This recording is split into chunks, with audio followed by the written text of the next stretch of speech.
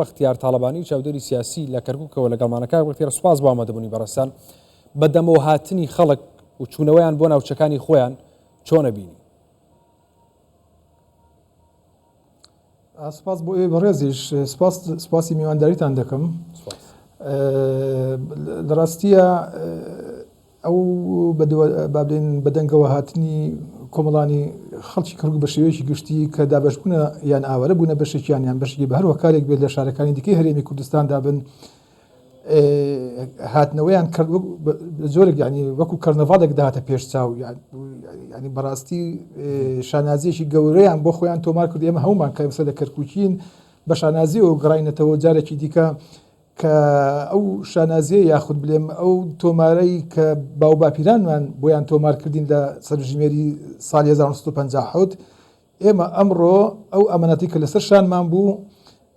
بە شانازی و جارێکی دیکە ناوی خۆمان تۆمار کرد و ڕەسەنایەتی خۆمان لە کەرکووک دووپات کردەوە و بەو هیوایەن ئەم سەرژمێریە بنەمایەکی تۆکمەتر بێت بۆ ئەوەی کە سبەی ڕۆژێ هەر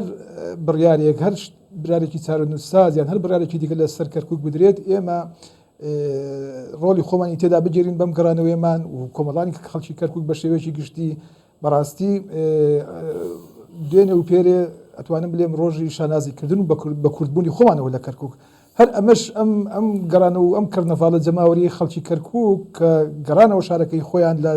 ئەوەی کە لە هەر ناوچێکی دیکە هەرێمی کوردستانەوە بێت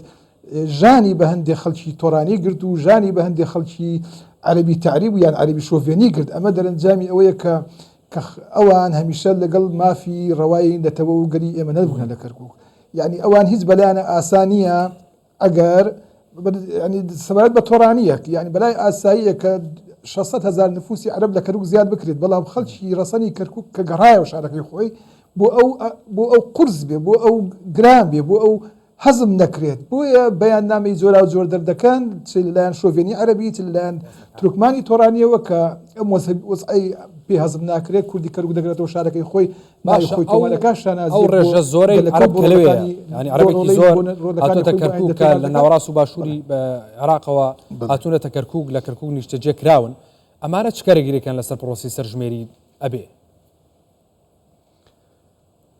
لە ڕاستیە ئەگەر بێت و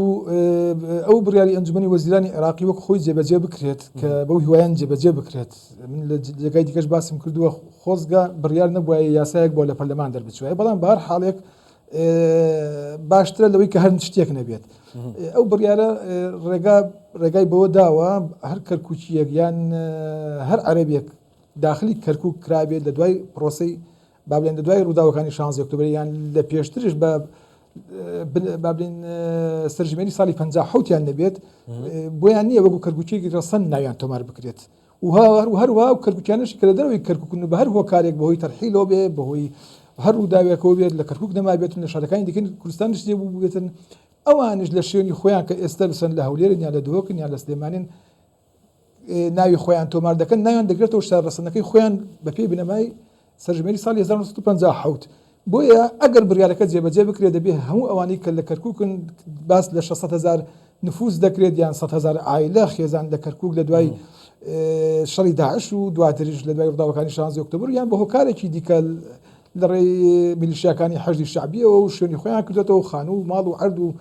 حاڵیان بۆ دروست کراوە ئەمانەش بە هەمان شێوە ئەگەر لە بنەمای سەرژمێری 50 نەبێت ئەوانش دەستنەوە سەر شار ڕەسەنەکانی خۆیان کە لێوەی هاتون پێشتر باشە لەو ناوچانە تۆمارەکرێن ئەوە جێبەجێ بکرێت باشە پسوڵەی خۆراکیان هی ئەو ینی کەرکووک و ناوچەکانی سنووری کەرکووک نییە خۆی پسولەی خۆراک نەکراوەتە بنەما پسولەی خۆراک نەکراوەتە بنەما ڕاستە با بڵێن ئەو محافزەی پێشوو حەوت بەردی لە دوا بێکەنە ماوە ئێستا لەو فترەی لەو 6 ساڵی کە دەسەڵاتی لە کەرکووکە سەپاند بوو ئەو یعنی ئەو تجاوزاتێکی زۆری کردووە لەوەی کە عەربی هێناوە گەڕەکی بۆ دروست کردوون نیشتەجێی کردوون پسولەی خۆراکی بۆ دەرکردوون ئەمانە هەمووی ڕاستن کراون بەداخەوە بەڵام کە لە ئەنجومەنی وەزیرانی عێراق ئەوش تەبەن ئەوش بە هەوڵ و ماندووبوون و تێکۆشانی کورد و حکوومەتی هەرێم و پەرلەمانتارانی کورد لە بەغا توانیان ئەو بەرهەمە بۆ ئێمە بەدی بێنن لەوەی کە سەرژمەی ساڵی 50 بکرێتە بنەماو ئەمانش کە پسولەی خۆراکیان کەرکووکە یان فۆرمی خۆراکیان کەرکووکە ئەمانش بنەمای 50 نەبێت سەرژمێری 50 نەبێت پێم وانە وەکو کەرکوچی ڕەسەن ناویان تۆمار بکرێت بەڵکو ناویان دەچێتەوە سەر شارەکانی خۆیان هەر وەک چۆن ئەو عەرەبانی کە ئێستا لە شارەکانی کوردستان نیشتە جێبوونە بە ئەوانش بار هۆکارێک بەهۆی شەڕی داعشەوە بێ بەهۆی بار و ژیان و گوزەران و یان لە ڕووی ئەمنیەوە شارەکانیان با بڵێن ڕێی نەداوە کە لە شاری خۆیان بمێننەوە هاتوونە لە هەولێر و سلێمانی و تۆ شتە جێبوونە خۆ ئەوانیش سبەینێ لە هەولێر و لە دۆک و لە سلێمانی دەنگ ئەدەن بەو شارە ڕستنانی خۆیان کە لێوی تەرحیل کراون دەبێ هۆکاری تەرحیل لەناو ئەو بڕگە و بەندانی کە لە بابەتەکەی سەرژمێریەکانیان هەفتا پرسیارە بەشێکی ڕەنگە ئەوەشی تێدایە کە باسی هۆکاری نیشتە جێبوون لەم شارە چییە یان خۆ خەڵکی ڕەسەنی یان تۆ ئاوارەی یان تەرحیلی یان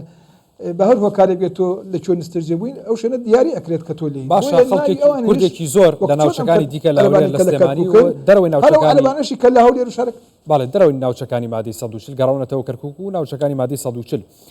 ئەمە تا چەند بۆ داهاتوو لە دوای سەرژمێریەکە کاریگەریە بێ لەسەر کورد لەو ناوچانە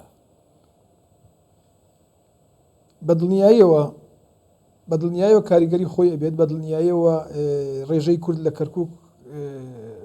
تا حدێکی باش یعنی دەتوانم بڵێم ئەگەر نەگەڕێنەوە سەر سەرژمێرەکەی 50 ڕەنگە لە ئایندەیە ئێمە برین سەرژمێری 24 بکرێتە پێوەەر بۆ هەر بڕیار و بۆ هەر پرۆسەیەک لە کەرکووک ئەنجام درێت ڕەنگە ئێمەش بکەینە بەدیلێک ینی پێوەرێکی بەدیل بێ بۆ ئێمە ینی ڕێژە و گەرمەگوڕی خەڵک بۆ دەمەوچوون ئەم سەرژمێری ئەوەندە زۆرەکە بەڕاستی سەرژمێری بکرێتە پێوە بەدەنگەوە هاتنی کوردانی کەرکووک بەدەنگەوە ئەوەی کە ئێمە ئەیبینین لەم چەند ڕۆژێک کە لە کەرکووکین ئەوەی کە ئێمە لە گەڕەکە کوردەکان دەیبینین ئەوەی ئێمە لەو خێزانە ڕووسورانەی کەرکووک دەیبینین ئەو دەرگاکرانەوەی خەڵکی بە شەرەفی کەرکووک کە بێ هیچ ئەوەیە دەرگای ماڵی خۆیان کردوتەوە بۆ هەر کەرکوچیە کە لە شارەکانی دیکەوە هاتوون ماڵ وایە 9 خێزانی تدایە ماڵ وایە 5 تدای ماڵ وایە 4 تدایە خۆشبەختانە من پرسیارشم کردیانی لە بەرپرسانی ئەو کۆمسیۆنی کە بۆ سەرژمێری دیاری کراون دەلێت تا 12 ماڵ بۆی هەیە لە خانوویەکە نیشتەجێ بێت دەتوانین ناویان تۆمارکەین ئەمەش خاڵێکی ئیجابیە بۆیە دەرگای ماڵەکان کراونەتەوە بۆ هەموو کەرکوچەکانش قسووریان نەکردووە خەڵکی کەرکووک بابەتی نەتەوەی نیشتیمانی کە هاتە پێشەوە ئەوان کوردبوونی خۆیان شانازی کوردبوونی خۆیان بۆ هەموو کەسێک ئەسەلمێنن هەمیشە لە هێڵی پێشەوەی بەقاومەت و لە هێڵی پێشەوەی بەرەنگاربوونەوەی هەموو ئەو بەترسیانن کە بەسەر هەرێمی کوردستان و بەسەر شاری کەرکووکدا دێت خەڵکی کەرکووک کووردە دوجار سەر بەلایانی سیاسیە کوردایەتیان دە پێش هەموو شتێکە بۆیە ئەمڕۆ دوێنێ ڕۆژانی پێشووتریش ئەویان سەلماند کە گەڕانەوەیان بۆ کەرکووک گەڕانەوەیەکی ڕفراندۆم ئاسا بوو گەڕانەوەیەکی ڕاپەڕین ئاسا بوو یعنی خەڵکەکە بە ڕوویەکی خۆش و بە بورەیەکی بەرز و پەڵاینەوە ڕویان لە شارەکان و